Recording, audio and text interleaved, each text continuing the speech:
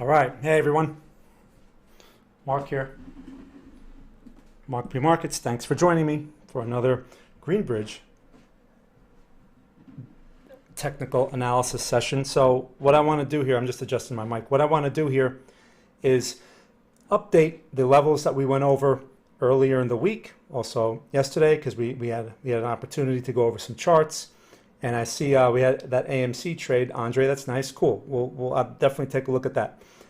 So if you're new to the channel or you're new to this type of stream, please share your symbol or your market into the chat now. So once I complete my analysis portion of the chat of the stream, then I can get to your questions. If it's a coin you'd like to see, please put USD after it so that I don't spend 3 hours on the wrong symbol. All right, so with that being said, let's get started. So this is for educational purposes only. For investment advice, please consult a licensed investment advisor. Oh, cool. So, hey, if people want to talk about or quickly mention what country you're from or what city you're from, that's always a fun thing to do. I like to do that on TradingView. And I'm not simulcasting today, so it gives me an opportunity to answer more questions. Cool. Philip, thanks.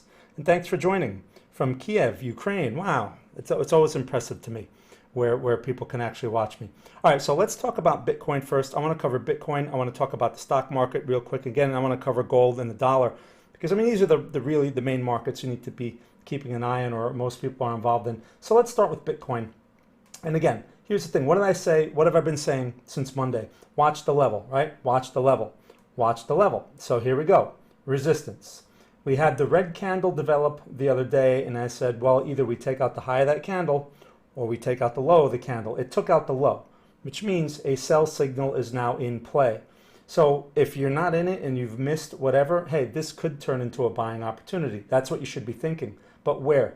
Again, 41K. Nothing really has changed much, right? 41K is the old resistance. That area could be 41, could be 40, could be the mid 42s. But that's the area to be looking for along at this point for a swing trade. Now, just because that's an old range resistance, does it guarantee that we're going to get a bullish reversal off of there? No, there's no guarantee. It's just a probability.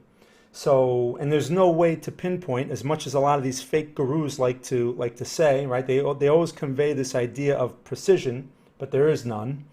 It's an area where there's a better chance, but we don't know the number. I can't say that, oh, there's a 65% chance. I can't say that. There's no way for me to know. So, I mean, I'll give it 51% maybe, right? 51% versus 50%, because just slightly better than random, because these levels can be random. The reason why I bring that up is because what you have to watch for in the area is not just the level. The level gives you a reference point to prepare, but what you're preparing for is the price action, right? And that's when the price action shows us what we need to see, meaning the setup, then at that moment we can measure risk. Okay, now when I say that moment, it can take a day or two for something like that to play out, because we need these candles to close. So that's where I am with this thing right now. So if you're not in it, there's nothing to do. And this is why, again, you know, people always talking about fear of missing out, fear of missing out. One thing that'll help you a lot with that fear of missing out, again, is focusing on the levels, and two, turning off all the garbage that you're exposed to. We're exposed to so much garbage. It's amazing. Even if you don't want to see it, the YouTube algorithm puts it in front of you. I mean, you know how many videos I see pop up about the next 5 altcoins to invest in right now and all this other junk?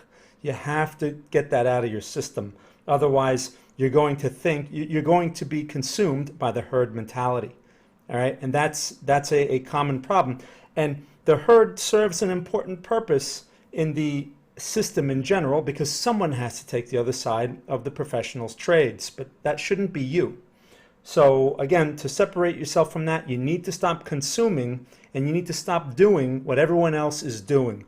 There are so many videos on here. I mean, I've watched so many of them where you have these would-be authorities explaining strategies to people. Hey, it's for free. I'm showing you a free strategy, right? And then come to my website and buy my book, or, you know, buy this or buy that, right? Or go to my affiliate link. I mean, that's what they're trying to do. And the strategy is no better than random, but it doesn't look that way because they try to add all this stuff to it. Anyway, so my point is, watch the levels, okay? We've broken out, the structure's improving, watch the levels, we're looking for support. If 41K breaks, we're looking for 37K. It's that simple, right? That's the previous low. Price should hold above that. If price breaks that, then we're looking at 35K. And if it clears that, we're looking at 30K. All those levels, okay, 40K, 37K, 35K, and 30K, those are all levels that offer buying opportunities if the price action confirms. So that's why you need to know them in advance and be prepared, right? That's the whole idea. This market is not in a trend right now. People love to say, yeah, right, we're trend. This is not a trend. It looks like a trend because this is bullish momentum, right? And on smaller time frames, that's a trend. But on the bigger picture, this is not a trend. It's still part of a consolidation. It's inside the wave 4, which means it can easily fake out and go right back into the middle of its range. It can do it, right? Just like we saw with gold. So that's why you can't get opinionated and you can't think you're onto a sure thing because things change real fast. All right, so that's Bitcoin. And most altcoins, as you know, are going to follow the leader. Let's take a look real quick at like something like XRP. XRP was looking interesting yesterday, right? Remember Shay Shank's questions and stuff like that? And what did I say? I told them, be careful, right? Resistance.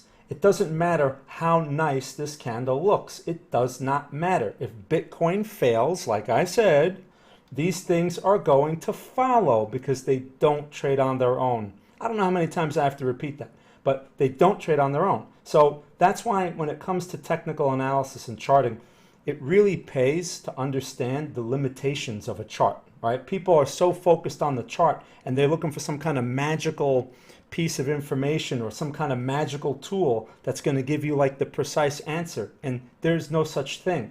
You just need to understand that it's really a mindset and you have to be looking ahead. You cannot be looking behind. Most tools and most things that you find on these platforms are focused on looking behind. How many people, oh, moving average. Oh yeah, 200 moving average. Yeah, that's nice. And then you look back, oh, it bounced off of it a few times. Oh yeah, it must work. Right, works randomly, just like everything else, okay? So that's why it really pays to look ahead. And most importantly, what the focus should be, most importantly, is risk, right? Forget charts aside. 20 years ago, when I started in this game, I didn't even use charts. None of us used charts back then. First of all, charting we didn't have platforms like this that had all these advanced tools. Maybe we would have had some benefit at that time, but we had to rely on the tape. That's all we had, right? The tape and the S&P futures. That's all we had. So, and people were making tons of money. So what does that tell you? You don't need charts, really. They're just a point of reference. So I'm telling you that because you don't want to invest 100% into charts. You have to understand their limitations. And I'm telling you that as a CMT, which, I spent a lot of time learning how to be an expert using charts. All right, so let's move on here. Let's talk about the Nasdaq. Now, this Nasdaq situation, there's all this infrastructure bill stuff going on here in this country and this and that and blah, blah, blah. Again, it's just a bunch of hype and a lot of nonsense. I don't care what they do. I don't care what they say. I don't care what it implies. I'm only interested in two levels, and that is support and resistance. That's all I care about. And I want to see how price behaves around those levels. Now, in general, and I talked about this yesterday, in general, we're in a highly vulnerable area. Okay, with the Nasdaq, with the S&P, with all of them, but they failed to go lower, right? There's no volume in this market. Look at today's candle, right? That's an outside bar. That's a pretty strong buying candle right there. So it looks like wants to go for one more leg higher. But how much higher is it going to go? Are we going to see 15,300? Or are we going to see something like that? Or is this thing going to fail again? There's no way to know. All I know is the risk is too high, okay? For swing trades, I have no interest in this thing at all at these levels. And it's very simple. Some people, again, may say, but you're missing out. I don't care if I miss out, first of all. I don't have a fear of missing out because I know that there are always more opportunities, okay? I've seen enough of them to know. And the second thing is, I'm only interested in supports. And this is not a support. This may turn out to be a support at some point, established, but at this moment, the next candle tomorrow can just, take this candle out, right? Very easily. So all I know is these are resistance levels, all right, on the Nasdaq. And we're going to see that reflection across all the tech leaders, okay, the FANG stocks. So like I said, I'm interested in supports. What are the supports? Again, you have a minor one. What is this? 14.9 area? Is that what this is here? What is that? 14.8, right? Around 14.8. That's a minor support. And then you have this one, okay, over here, which is what? 14.5, 14.4.5. Those are your supports. So until we test those levels, I have no interest in the stock market because the vulnerability is too high. And I don't get caught up in all this nonsense. And again, I'm speaking from a swing trader perspective, not a day trader perspective. Plenty of opportunity as a day trader. All these candles offer plenty of situations and opportunities, but I'm not going to talk about that. Most people should not be working on smaller time frames if you're relatively new at this, because even though there's a lot of opportunity, there's also a lot of noise. And if you don't know how to get around that, all you'll do is lose money. Okay, so let's look at real quick. Let's take a look at the S&P. Okay, and look at this. Again, new highs, all-time highs. So you turn on your mainstream news, what are they going to tell you? S&P, all-time highs. Again, we keep seeing all-time highs. This market's going to go higher and higher and higher forever. But I don't buy this at all. Okay, low volume environment, new highs mean nothing to me. Let's take a look more importantly at the bond market, because the world revolves around bonds. Okay, or I should say lending money and interest rates, right? And that's what bonds are all about, lending money.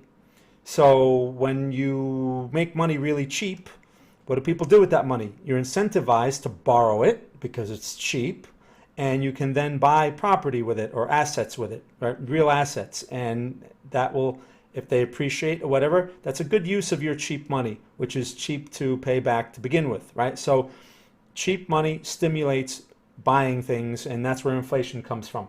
Okay, quick economics 101. Now, the bond market, I've been pointing this out over and over and over and over and over. The bond market is not looking like it's supporting a free money environment much longer. Look at this, right? 1 week bond chart. And look at this, right? So this is, we're Thursday right now. We have one more day before this thing closes. That doesn't look like it's going to close strong, which means as bond prices go lower, rates are pointed higher. We had an interesting conversation in our chat room about properties in Europe and stuff like that. And even though I don't know much about property investing, right, I'm not a big fan of it, because again, I'm very short-term oriented. The thing is, what are your interest rates in Europe, right? They're probably very low, just like here in this country. All over the world, we have very low interest rates. All that stimulus, it's world stimulus. It's not just the U.S. that's doing this. So again, all this free money floating around, where is it going to go? Real assets, right? I mean, that's store of value, gold, okay, things like that. So anyway, this does not look, right here, this does not look at all like it wants to be a free money environment. It looks like it's turning, and if these prices keep pushing lower and lower, it's going to start to eat into everything, right? Here's the tricky thing with these.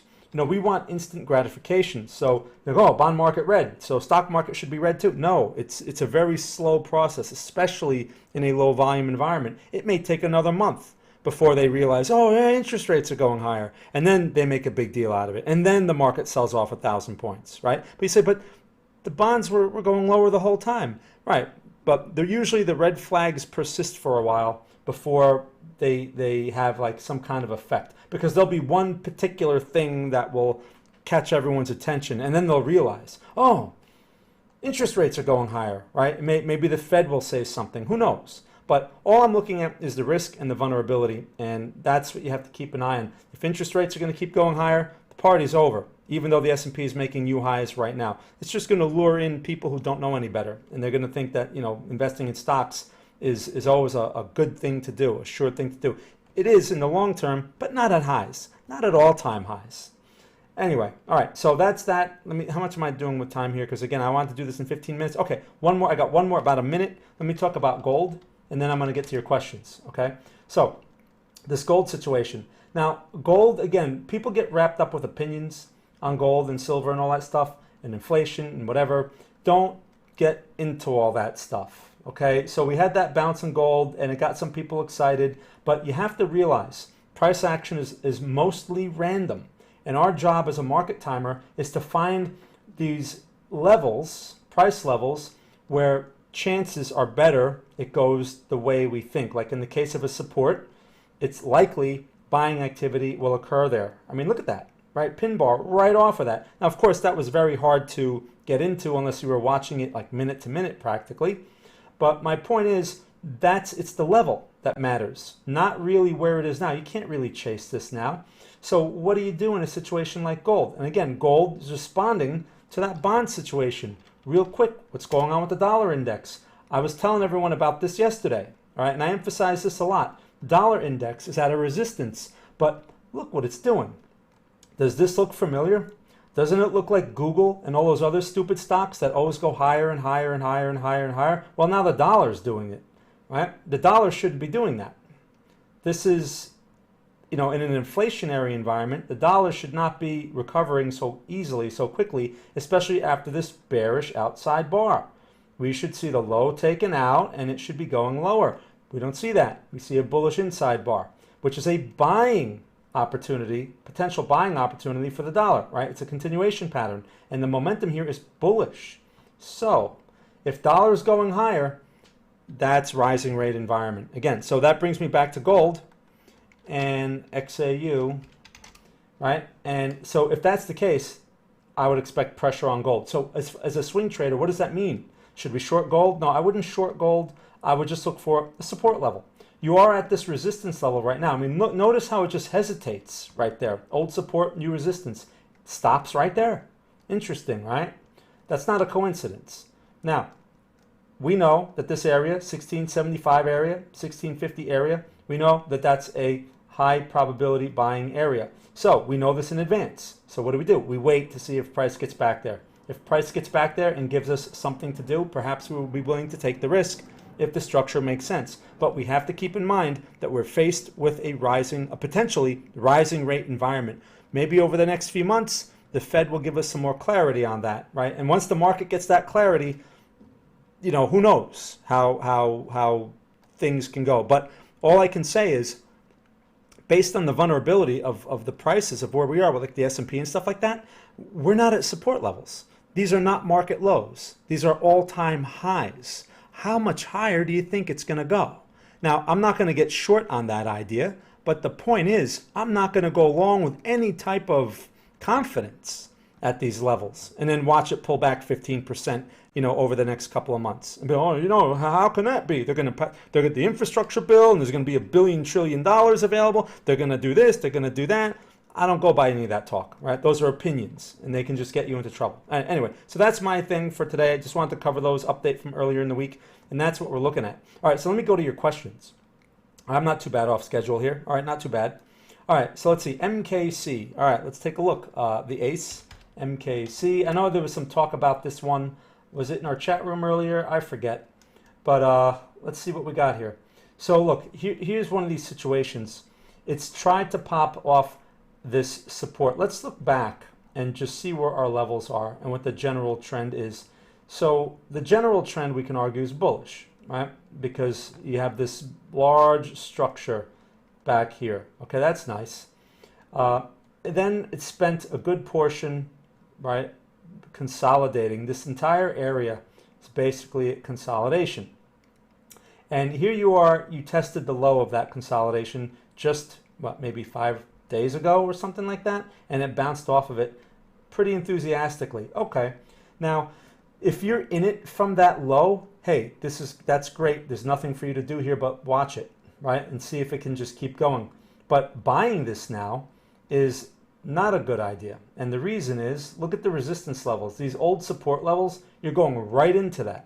So why buy now and take it off of someone else's hands who bought it lower when you can just wait, right, and take no risk? I wouldn't take risk on this, especially since this overall structure, while we can say this is a broader higher low, this structure relative to that bullish movement, and then we have this higher low over here. Those are changes, those are potential changes in structure, but they're not confirmed. So confirmation would be when they take out these resistance levels, and here you are at the first one. So the aggressive thing to do if you want to be aggressive, is, I mean, you could just buy it and hope for the best, right? That's aggressive.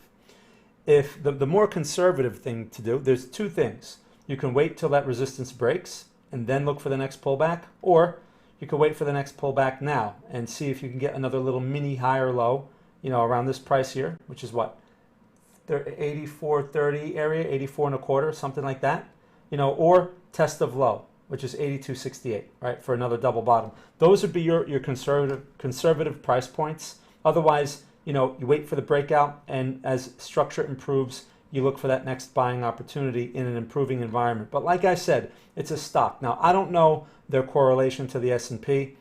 I don't like the fact that the S&P is at all-time highs and this thing is just getting started. So what happens if the S&P pulls back 10% or 15%?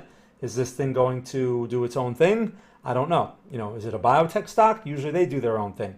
This one, I don't know. So, but that's something you should always consider. Whenever you're looking at a stock, you should always consider the correlation to the general market, because that is also another layer of risk that a lot of people don't consider. And yeah, there may be times when you see you don't like the position of the S&P, like this, for example, and you may not take the trade, and it may work out the way you thought, but missing a trade is not the same as losing money.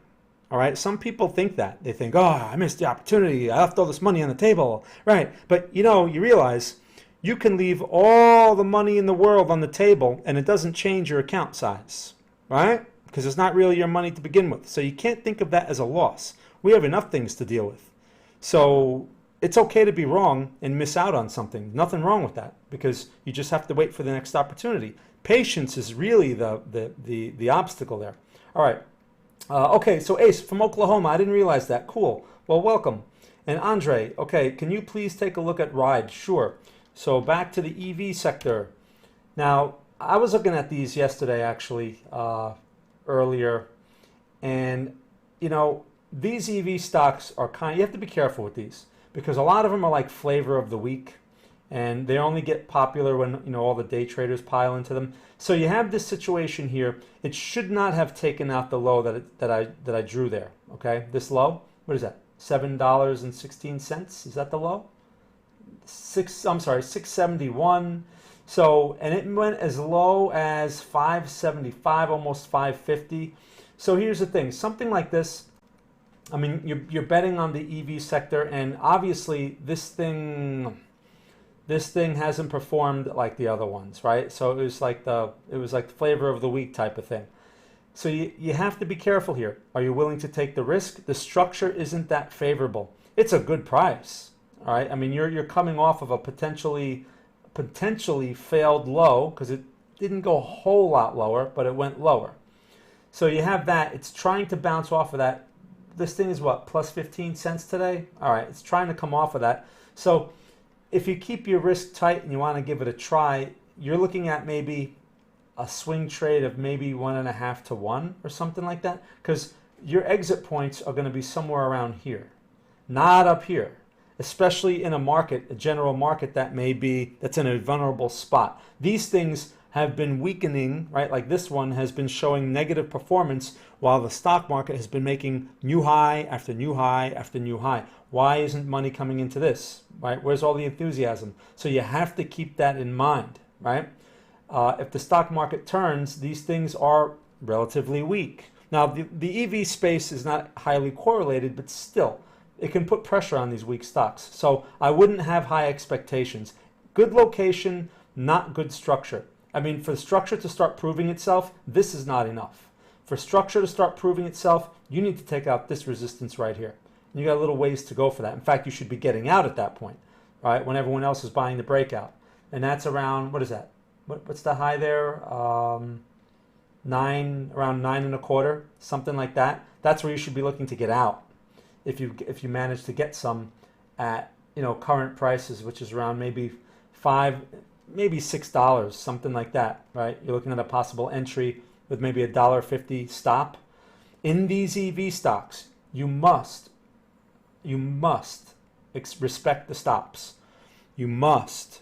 I remember I called the trade FUV a while back, and it was a bad price, okay, but we saw the signal, whatever, and it got stopped out.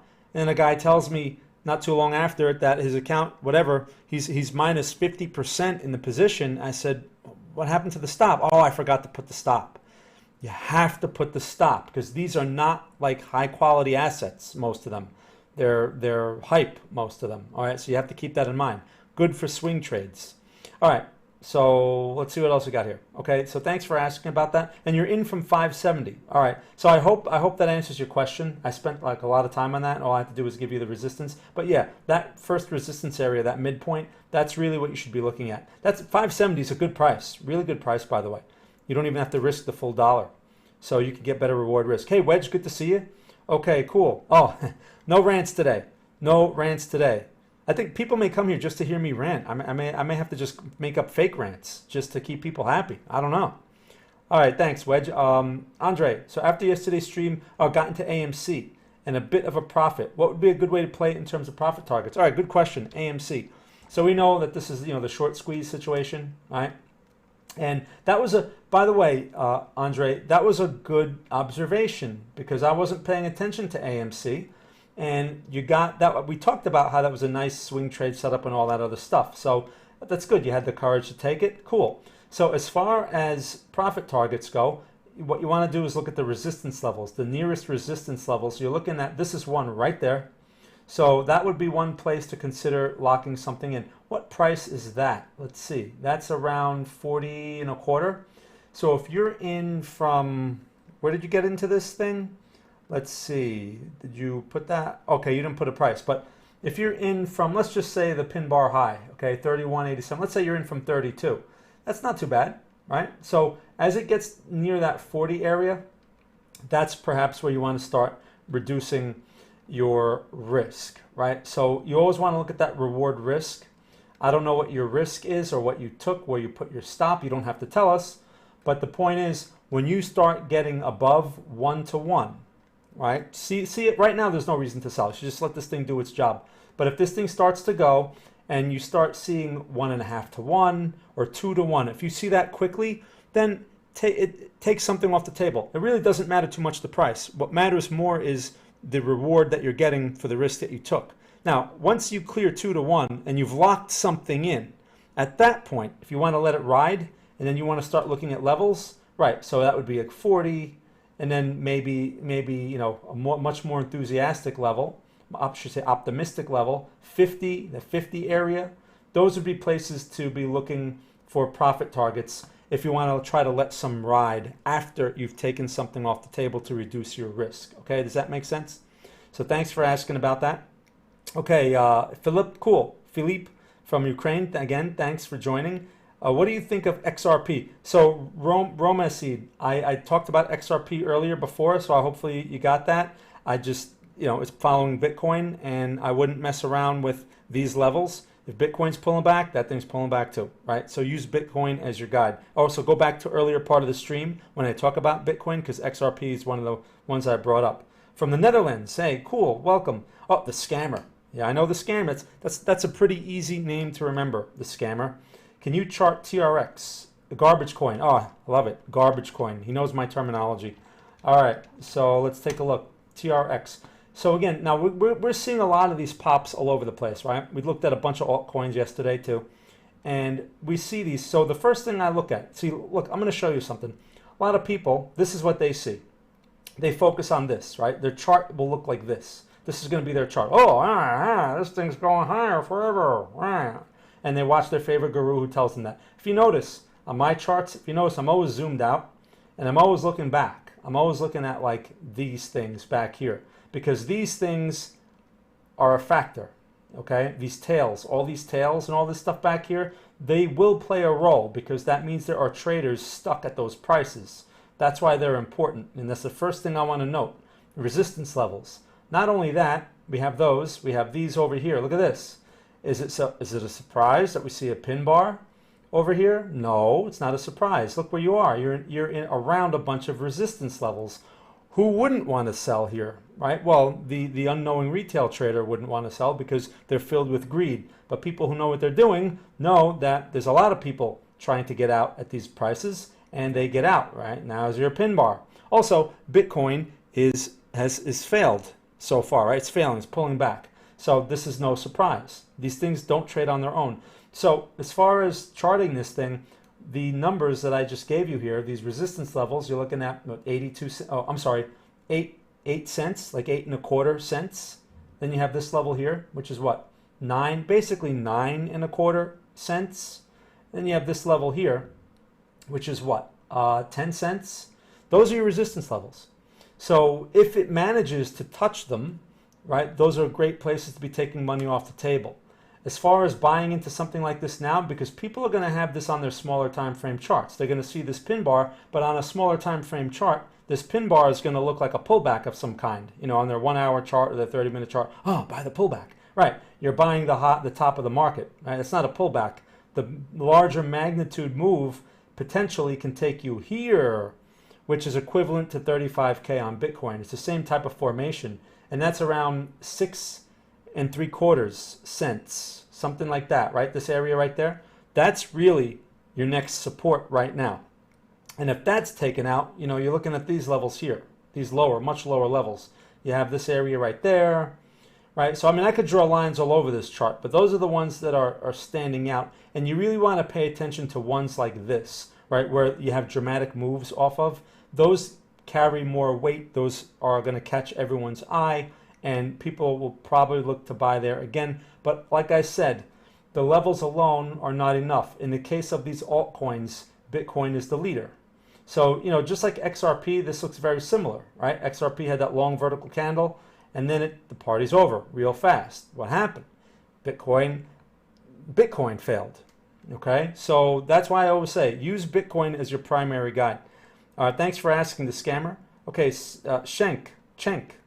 Hello. Hey, good to see you. So Wedge, I'm going to be a bit of a peckerhead. Your sound is great, but many times the chart is slightly blurry. Okay, make it hard for all. Oh, really? Okay, Wedge. No, that's cool. I appreciate that kind of technical feedback.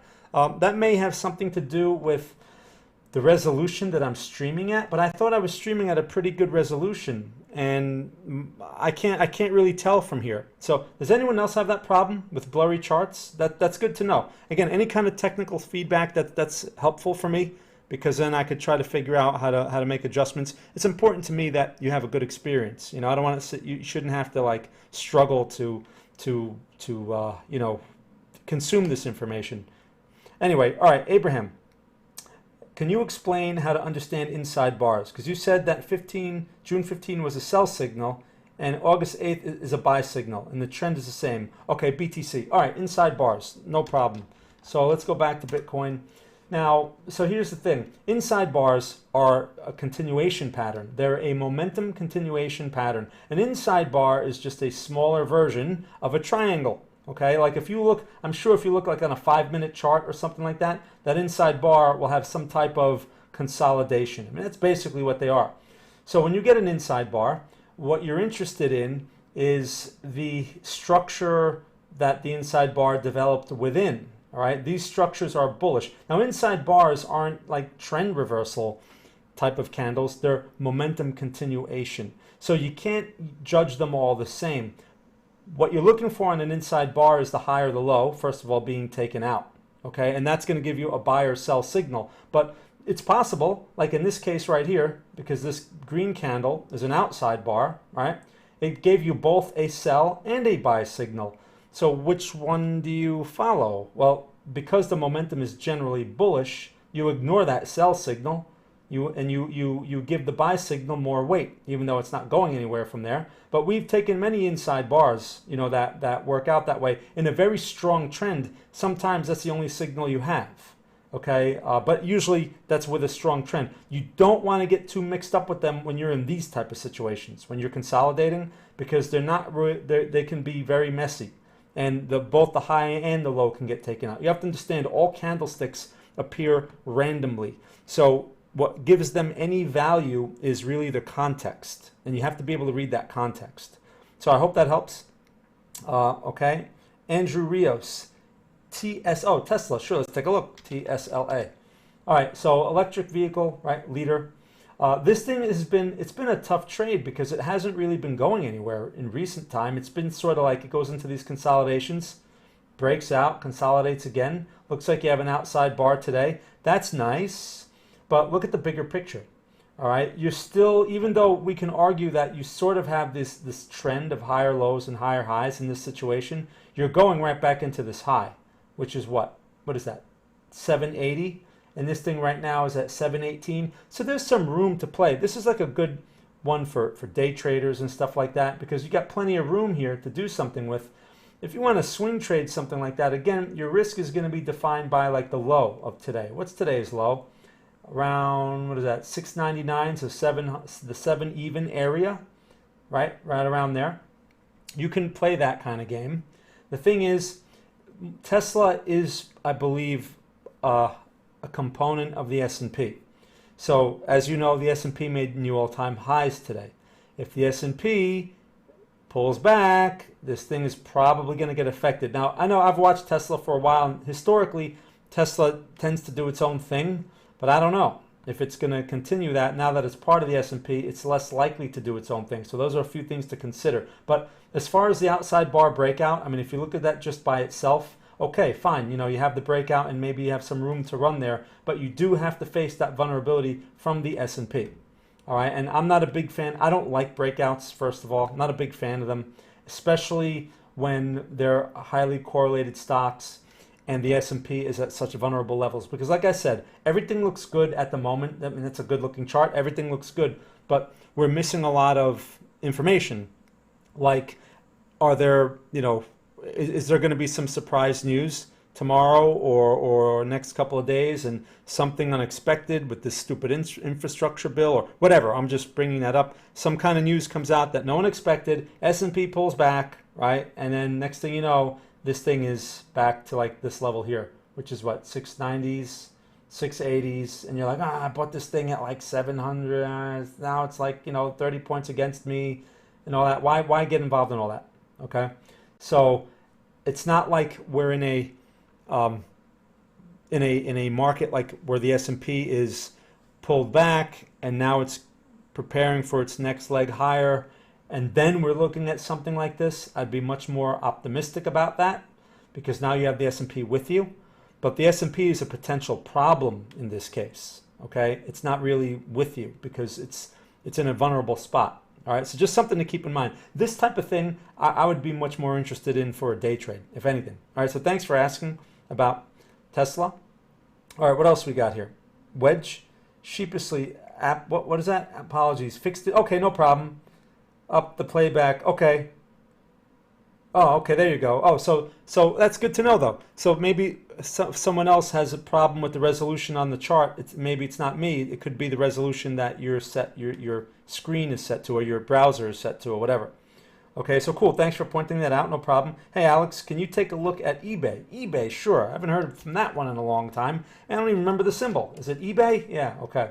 So now eBay is a market stock.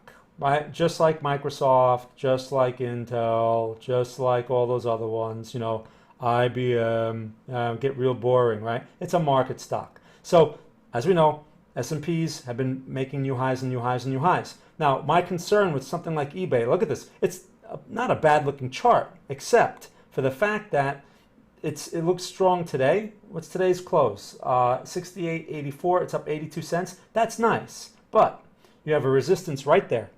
And what do you think is likely to happen? Let me ask you, what do you think is likely to happen in this area right here? Okay, again, no guarantee, of course, but what do you think is likely to happen right there? What do you think? And if it happens there, if you give the right answer, if it happens there, then what do you think that turns into? Let's just see. This is the proactive part of the stream here. See if people are paying attention. Someone else can answer the question too if you want to. But what do you think? What do you think is likely to happen right there in that area? And that's a big factor when I'm looking at something like this in terms of analysis. All right. And while you people are putting in the answers, because I know there's a little bit of a delay here, if you get that resistance there, this thing turns into a head and shoulders, right? So that is basically a potential lower high. And if that lower high establishes itself, and the S&P does something similar, or the S&P, just let's go back to the S&P, because I mean that's basically what this thing's following, right? S&P higher highs. Now, if S&P pulls back to its minor support, something like eBay is most likely going to establish the lower high. And I've been seeing this pattern across quite a few stocks, right? Look at Facebook, kind of similar, right? Potential lower high developing there. What about like Amazon? Amazon, look, it's trying to come off of this failed low situation, but plenty of opportunity for this thing to establish a lower high. I don't like those lower highs. All right, that's a sign of market weakness. Look at Nvidia. All right, semiconductor leader, double top established. So there are signs of weakness in some of these stocks. We shouldn't be seeing these. What about Netflix? NFLX. Look at Netflix. Lower high. Okay, they're all there. So while today you may think, oh, today was a great day in the stock market. All-time highs in the S&P. Everyone's so happy. Everyone's making money and blah, blah, blah. There are lower highs all over the place. So these are the leaders. Never mind the garbage stocks, right? These are the leaders. So let's see, how's AMD? Look, well, AMD is still having its hard time there, but this thing could potentially give us a lower high. If we get that and these lower highs stick across the board, then we're looking at the broader pullback, right, over the next few months. So I bring all that up because eBay is part of that story, right? eBay can give you that because it's got this high established and there's plenty of room here for a lower high. So as far as trades, I wouldn't go near it. Okay, Microsoft. Oh, Microsoft looks a little bit better, right? Looks like it wants to break out again. But is it going to give us a failed breakout? I don't know. I don't like these type of breakouts. So maybe that's why the S&P is so strong today. Hey, let's take a quick look at like something like Goldman Sachs. Oh, pin bar. Interesting. All right, let's take a look at something like energy, VLO. Let's see, how's VLO? A little bit of strength there. How's oil today? Right, why am I looking at these? Oil is not exactly strong because those are heavy S&P components, right? Why is the S&P on new highs today? Obviously, there's some heavy, there's some big movers moving it. And a lot of these indices, you have to understand, they've arranged them in such a way that they're reflecting a small group of stocks with these heavy weights. And that's, not a very accurate view. That's why when I see things like, eBay making lower highs or potential lower highs, I have no faith in this market at all. All right, because I know what that can turn into. All right, so I hope that answers your question. Let me see what else we got here. So eBay, okay. Okay, no problem, scammer. Okay, cool, no problem. Okay. Julio, thanks for your advice yesterday on QS. Got stopped out, but I took some profit. Can you please have a look at MGA? Okay, MGA. Let's take a look. And is that Magna? Didn't we look at that yesterday also? Yeah, Magna. So this is kind of like that, similar to that eBay situation. So let's look. Now this is not exactly a market stock, right? This is not like like an eBay. But here's the thing. So you want to look at levels, and you want to look at the general trend is pretty clear. Can't argue, right? Generally bullish.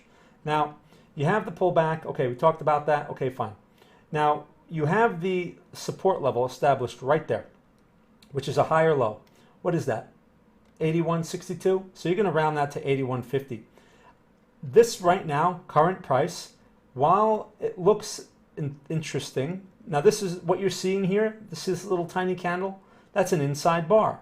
All right, it's inside the range of yesterday's candle. And often when you see two little candles like this together, a lot of times that's a trend continuation pattern, or I should say momentum continuation pattern. So it's possible you get the pop, right, tomorrow or early next week. Perhaps you get the pop into this resistance area. But the question is that worth the risk? And how much further is it going to go from there? The risk is defined by this low, all right, that 81.50 area. And this thing right now is at 86.5. Do you want to risk 4 points to make how much? Where does this thing have to go to make 4 points? Well, how about here? 93-ish, 92. If you're buying it at 80, let's say you're buying it at 87. Okay, it's about 5 points if you can get here. Okay, if the price can get there, at that point, you're at 1-to-1. And that also coincides with this consolidation back here. So that would be a good level to consider as a target. But the thing is, are you willing to take that risk? A lot of people make the mistake and they'll put the stop too tight. They'll say, oh, I'll just put it on today's low, too tight. That's not really where the risk is. The risk is defined by the structure, not a single candle. We can use a single candle when it's aligned with the structure. This next thing is nowhere near that structure. So you can't use a single candle. All right, so again, that's what you're looking at. This game, like I said before, is about how much risk you're willing to take. And, how much, I should say, where you're willing to take your chances. Like someone brought up the other day about blind bets. And like I said, if you're going to put money to work, whether it's profit or, new money, whatever it is, why would you throw it in at prices that aren't exactly the most attractive, right? This is more likely to pull back off of a resistance than at a support. So if you're going to throw money in or step in front of a market, why not do it at a level where it's attractive? Now, often when it's attractive, when the level is attractive, often the market's doing something unattractive, right? So for example, if this thing is pulling back to the support, you're going to see a bunch of red candles going into that, and it's going to look ugly. And maybe there's some negative news. Maybe there's some negative news out in the EV sector. Maybe there's some negative news on the S&P, whatever it is. But if you're willing to throw money at it, right, and you want to take that chance, even in the face of the negative news, that's the place to do it. But that's where people won't do it because it looks bad. It looks risky. But this is where it's risky right now. This is risky. Okay? So that's what I have to say about that. I hope that answers your question. Let me see what else we got here. So that was MGA. Okay, with YouTube playback settings. Okay. Anything less than 720p? Oh, okay. So yeah, thanks for sharing that, Wedge. That's good to know. So for people with those YouTube players out there, if you want a sharper image, just listen to what he says there, and you can adjust your resolution. Okay. That may have something to also do with your connection speed. I don't know. I have to solve a lot of tech problems, but only to a point. Anyway. All right, so that's Magna. Any other questions? How am I doing with time? All right, not too bad. I have a few more minutes. How am I doing? I think I've answered everyone's questions. So any other questions? Let's see. While you're putting symbols in the chat, let me see what else we got going on here. Let's take a look at something like the euro. Now, look, euro. This is an interesting situation because it's being affected by the dollar. In fact, it's inverse of the dollar. So, I mean, look at this, right? This looks like a great area to go along the euro. But here's the thing. In light of those bonds, and here's a good example of the inside bar, because we had that question about the inside bar. Now, yesterday's candle is not exactly an inside bar. It's almost an inside bar, but not exactly, right? Today's candle is going to be an inside bar if it closes like this. Is this a good place to buy the euro? Well, it's near a support, and you have some buying attempted to be going on there. But what's the problem? The problem is you can't look at this chart in isolation. Remember the bond market that I showed you before? Remember those bond prices? If they keep going lower, they're going to make the dollar stronger. And if the dollar goes stronger, this is not going higher. You have to keep that in mind, right? That's intermarket analysis. You need to be aware of what other variables can affect this. That's why we like stocks that trade on their own. There are some stocks that do their own thing, okay? Typically biotech stocks, or sometimes a stock, something like Coinbase, right, follows Bitcoin. So you can argue that this thing doesn't really follow the S&P. Look at this thing getting hammered off that resistance. Thanks, Bitcoin. But this would be a type of a stock that follows Bitcoin, not exactly the S&P. Although if there's big selling across the board, this thing may get affected. But you understand my point. There are low correlated stocks, and those are attractive because you can really isolate the chart and just depend on what you're seeing as far as your levels and as far as what's going on, as opposed to something that's derivative or something that's really tightly correlated to something else, like, eBay and the S&P, or something like, what we were just looking at here, euro and dollar and bonds. Okay, so cool. Any other questions? I'm just trying to think of some other symbols that that I was looking at. How's Qualcomm doing? Let's take a look. I was looking at this one yesterday too. I was thinking about possibly sending something out on this because I liked the double bottom and the bullish pin bar. This thing is up 49 cents today. Now again, talk about a market stock, right? Qualcomm is a market stock. If that S&P pulls back, this thing's getting hammered. But we had a setup, right? There's a setup here, and there was a buy signal.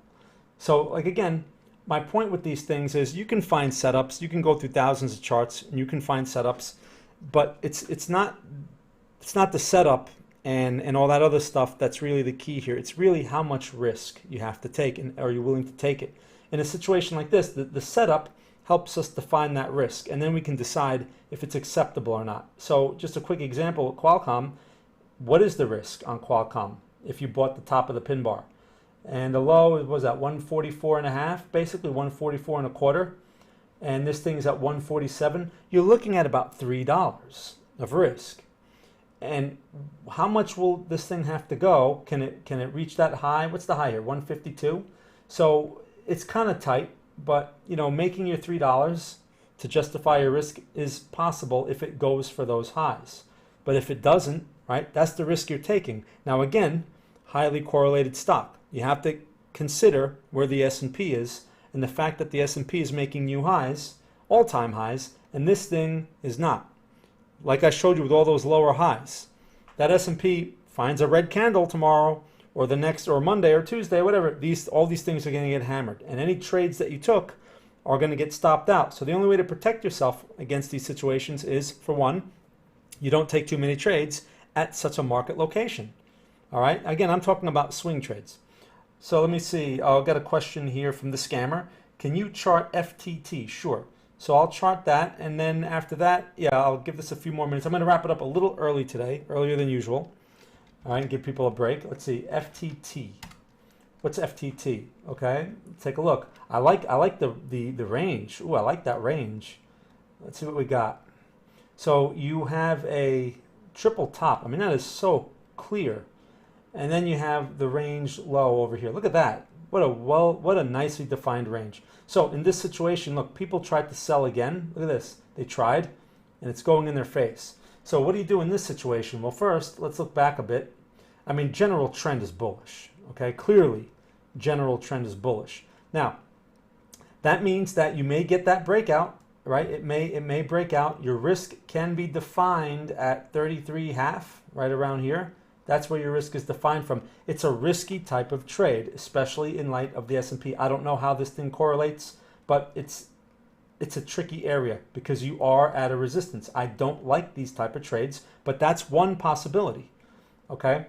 The other thing is, so if you want to be more conservative with something like this, this is a great one for the radar, because if you get any test of these lows, right? Look at that.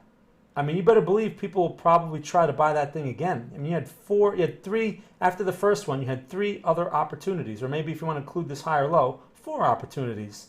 At what price is that? $30, just around 30.25, and this thing runs back up to 34. It's not too bad for maybe risking. You could probably get away with $1.50 to try to make 3, right? That's 2 to 1, or a little over 2 to 1.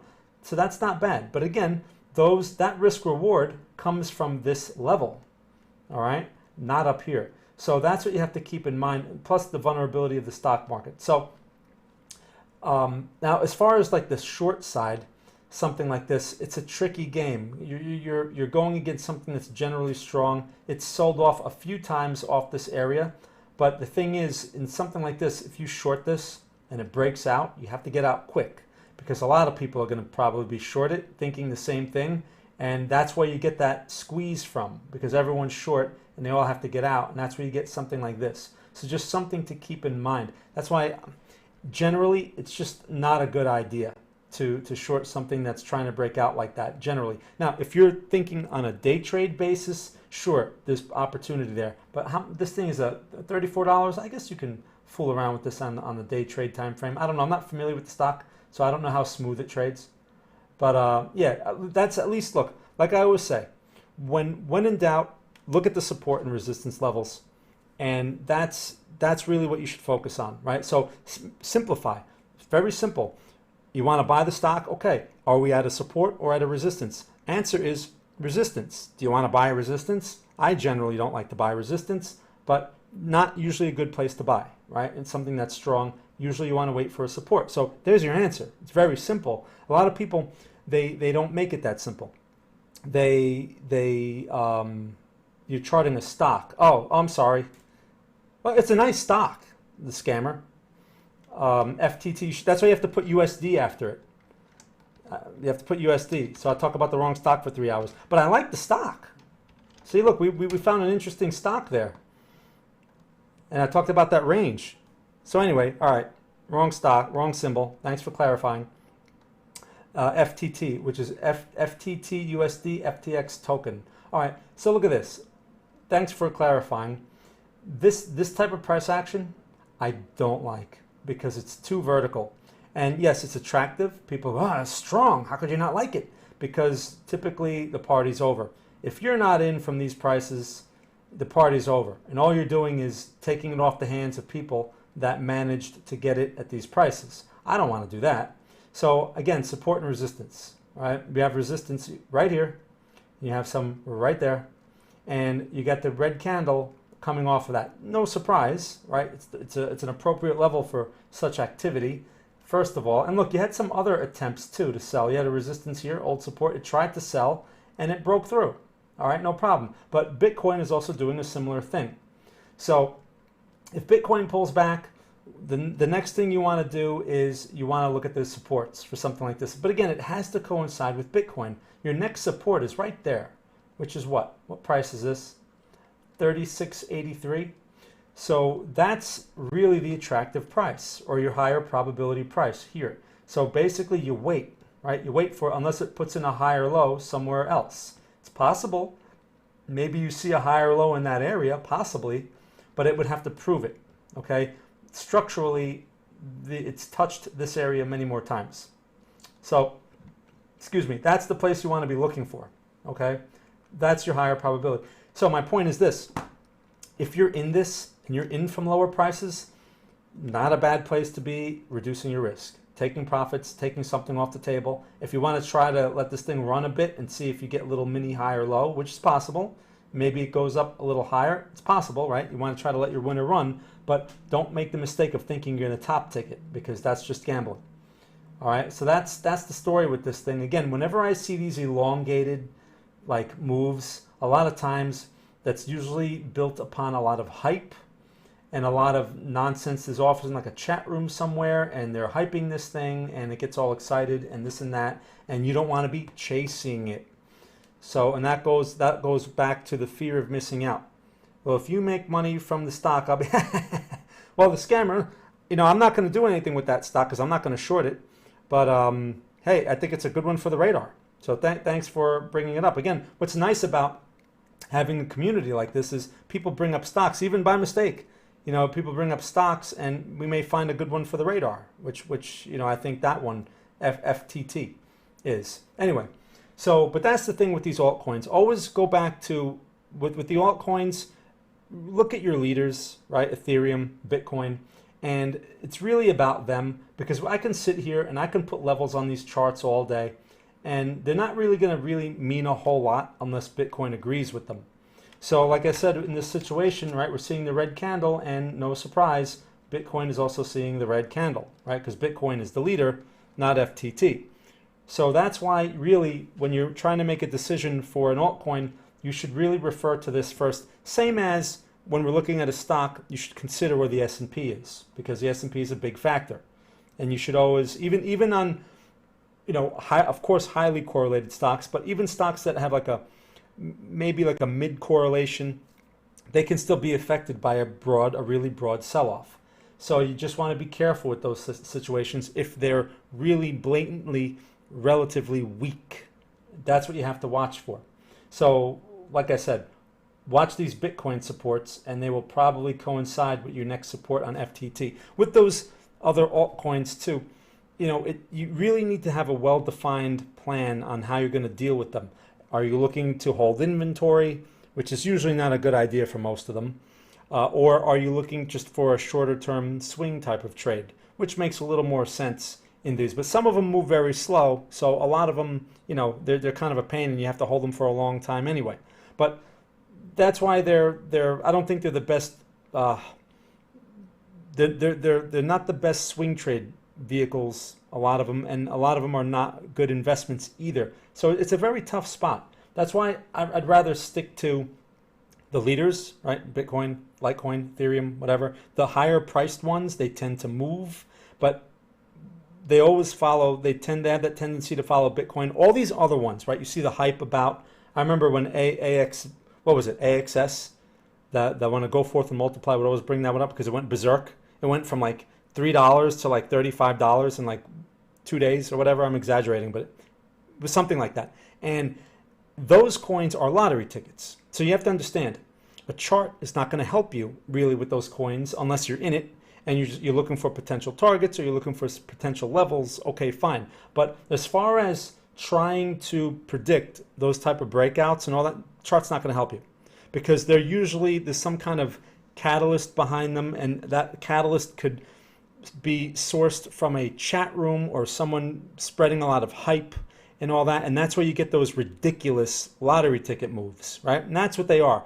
So if you're in one of those, great, but trying to use technical analysis to find one of those is really just a gamble, all right? Just to give you an idea. Also, the altcoins, the chart analysis is not going to be as reliable because you should really think of them as a derivative of Bitcoin. And so you do the chart analysis on Bitcoin and then you apply it to your altcoin. All right, so thanks for bringing that one up.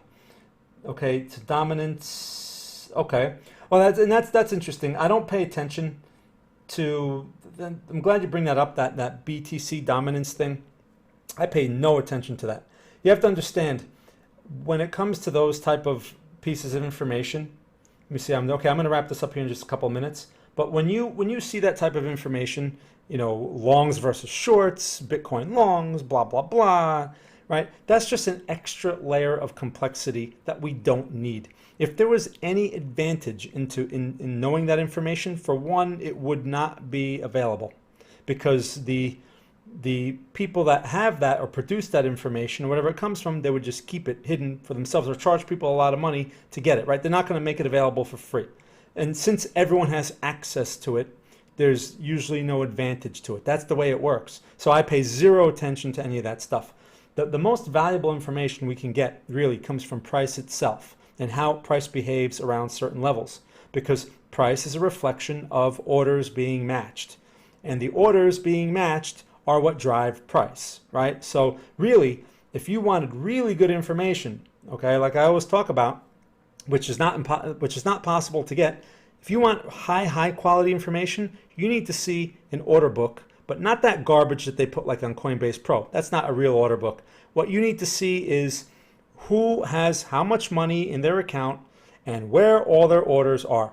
So you can see like maybe a large player, and he's got a lot of money in his account. You can see his name and you can see all that information, and you can see where all of his limit orders are. That's valuable information. That's going to tell you most likely where resistance is going to be before price gets there, because this guy has orders all over the place and he's got a lot of size. Okay, that's what you want to see. We can't get that information. Coinbase is not going to let me see that, right? I can't even pay them. They're not going to show that to me, but they can see it if they want to, I'm sure. So that's valuable information. So as a retail trader, we don't have access to that type of information, right? We don't own a brokerage firm or an exchange, and we can't see the players and how much money they have. So we have to guess where this is happening. And in order to do that, the closest we can get is how price behaves around certain levels, because obviously these players, right, or a group, it could be a larger group of small players that are just reacting the same way. And they're acting like a larger player with all of their order flow. Those are the signs that will give us some sort of idea of where the market's likely to go next. Okay, looking at a candle, this is old information, right? I keep saying that over and over. This is old information. These orders have been matched. So it gives us some information to a point, but I need to be looking ahead, not now. I can't be looking at now. I need to be looking here. What will happen here if price can get there? What can I expect there? I can expect buying to occur because, first of all, there are probably a number of shorts that are stuck there. They shorted it and now they're stuck. Okay, that's typical. And this is also attractive for other people that are looking at these charts and they're likely to step in. That's the concept, but then price needs to prove it. So when I see the appropriate price action, I can then do something. But before I can do anything, I have to be able to measure my risk. If I can't measure my risk, not interested. Okay, it's that simple. Okay, so anyway, I'm going to leave you with that. Let me know if you have any other, well, I was going to say, let me know if you have any more other questions, but I'm not going to answer my own questions. I'm going to wrap up the stream. I want to thank you all for taking some time here to watch my stream today. I hope you all found it helpful. If you'd like to know more about Greenbridge, you can click on the Show More portion of the video, and you'll see the links on there. We do have a signal service, and we have a 7-day free trial and all that stuff, but I have to tell you, we don't have lots and lots of trades, okay? Especially in this environment. There's very little to do here, and people get anxious and they want trades. So I would say that if you want to get involved in that type of thing and you want to trade signals, wait like a month when volume comes back, and then there'll more likely be more trade signals, okay? Otherwise, you come to the chat room and, we're updating things and perspectives and this and that. And there are some trades going on here and there, okay? I mean, Andrew called that Bitcoin trade over here, which was nice, worked out okay. But other than that, it's very quiet. So why check it out now? Wait till a better time. All right, that's what I'd say. Instead of some of these people trying to push you, join our chat room, join it, give us money. Right? That's what everyone else says. But anyway, I want the experience to be of value. I don't want you to go there and be like, oh yeah, there's nothing going on here. This sucks. Okay, yeah, I'm not going to pay for this, right? So I'd rather have you come in and get a better experience. All right, anyway, so I'll leave you with that. Again, thank you so much for listening. You can find me on Mondays and on Thursdays. I usually run these streams. I try to simulcast on Monday. Hopefully the technology works out and I can simulcast on TradingView as well. I usually get overrun with questions. So that's why these Thursday sessions, I'm not simulcasting and I have a better chance to answer everyone's questions. All right, so again, thank you all for those great questions. All right, everyone, so enjoy the day or the evening, wherever you are in the world, and thank you very much for watching.